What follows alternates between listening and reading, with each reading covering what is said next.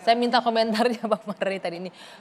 Apa tadi? Pembodohan nasional, penggoblokan nasional. Wah, bahasanya Mas Arya Bima itu. Kalau kita bicara seorang tokoh-tokohnya doang, ini bicaranya partainya dulu, jangan orangnya dulu gitu loh.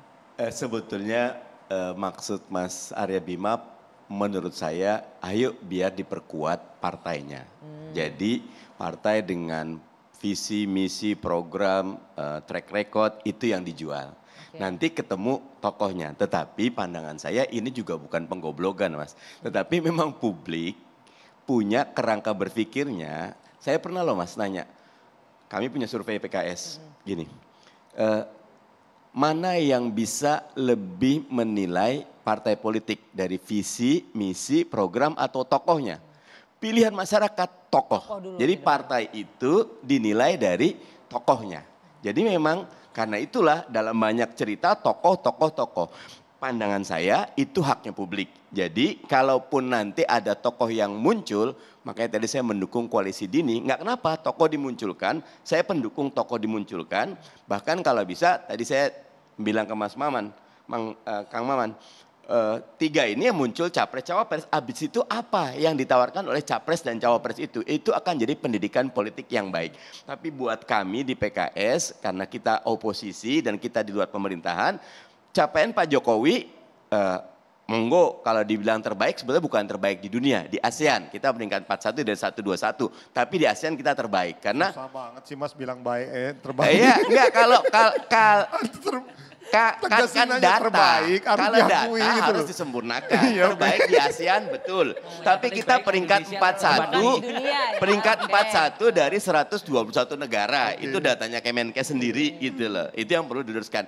Tapi kalau vaksinasi saya setuju, kita bagus. Saya pendukung Pak Jokowi dalam bab vaksinasi karena kita among the best untuk vaksinasi. Karena itu saya pendukung vaksinasi. Tetapi catatan tentang hutang luar negeri, catatan tentang IKN, catatan tentang undang-undang Omnibus Law yang itu membebani publik, catatan tentang pajak yang membebani macam-macam. Itu ada karena itu buat PKS kalaupun nanti mau memajukan kita akan melahirkan koalisi yang nanti akan menjadi kontestasi dari apa yang ada. Enggak kenapa?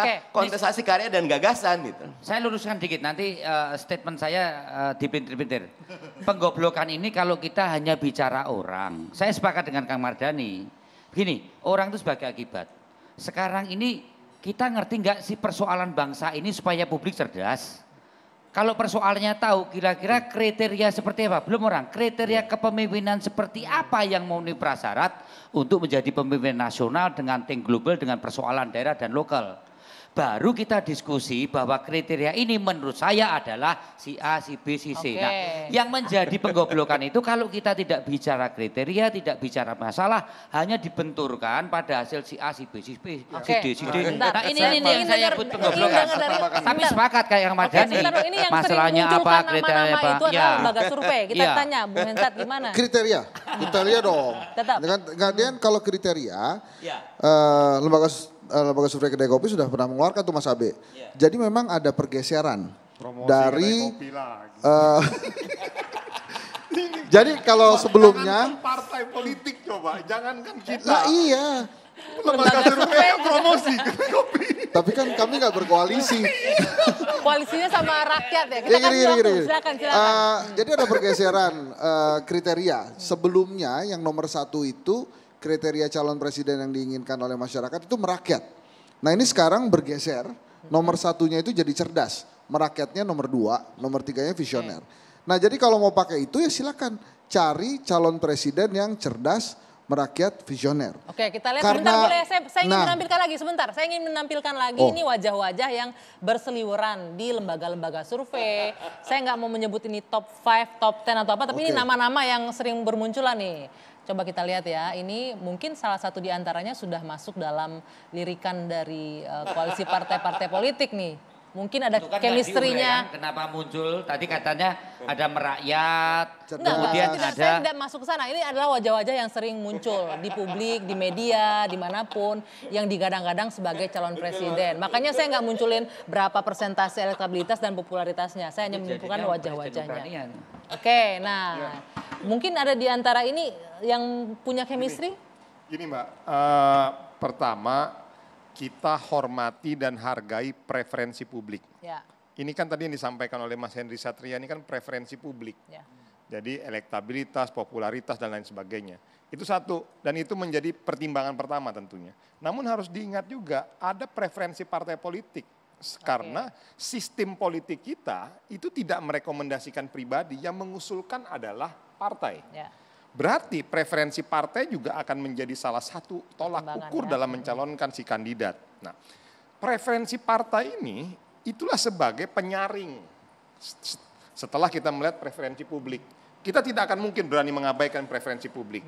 Sebagai contoh kasus, DKI Jakarta kemarin. Preferensi publik seluruh Jakarta mengatakan bahwa 70% Ahok elektabilitasnya. Mas Anies dan Mas Ahaye itu jauh di bawah. Tapi faktanya yang terpilih menjadi gubernur itu Mas Anies. Artinya poin yang saya mau bilang begini. Berarti selain preferensi publik, preferensi partai itu juga menjadi salah satu tolak ukur. Lalu yang ketiga baru nanti preferensi elit politik, di mana akan membangun konsensus-konsensus bersama. 3 dasar dalam penentuan capres-cawapres, itulah nanti, saya sambung tadi yang disampaikan oleh Mas Arya Bima, yuk daripada kita berdebat mengenai figur A, B, dan C, yuk kita bicara mengenai platform, yuk kita bicara tentang konsep, kita bicara tentang ide, kita bicara tentang kriteria. Saya pikir itu. Kalau saya sih setuju apa yang disampaikan Maman tadi, tapi kalau yang dicontohkan adalah Ahok, menurut saya nggak masuk di situ. Kenapa? Karena Ahok itu kan seperti yang Anggi bilang tadi, kalau nggak kepleset lidah dia menang. Jadi masalahnya bukan di situ soalnya. Soalnya adalah bagaimana kita menjaga kepentingan Jokowi toh sampai 2024. Itu yang diinginkan rakyat Indonesia. Maka kemudian apa yang diharapkan oleh seorang menteri Jokowi? Kalau misalnya ya minyak goreng nggak turun-turun misalnya kan, kemudian sembako nggak turun-turun, kan begitu. Artinya apa? Koalisi ini nggak berhasil. Nah kalau koalisi ini nggak berhasil, terus yang mau dipertanyakan oleh masyarakat, koalisi-koalisi yang mau dibangun, koalisi-koalisi apa lagi, kepentingan apa lagi, kan seperti itu. Maka kemudian yang lebih penting dari apa yang lebih penting sekarang adalah bagaimana menjaga kestabilan politik dalam negeri, kemudian bagaimana harga-harga sembako bisa distabilkan, kemudian membantu Jokowi ini bertanggung jawab terhadap pemerintahan ini sampai dengan 2024. Oke, baik. Itu Saya yakin banyak sekali komentar, kita tapi bicarakan. sayang sekali waktunya habis, Bapak Ibu semuanya. Terima kasih sudah hadir. Apapun itu kita berharap yang terbaik untuk Indonesia tentunya. Baik, kita jumpa lagi pekan depan di Dua Sisi. Saya Dwi Arya. Selamat malam, sampai jumpa.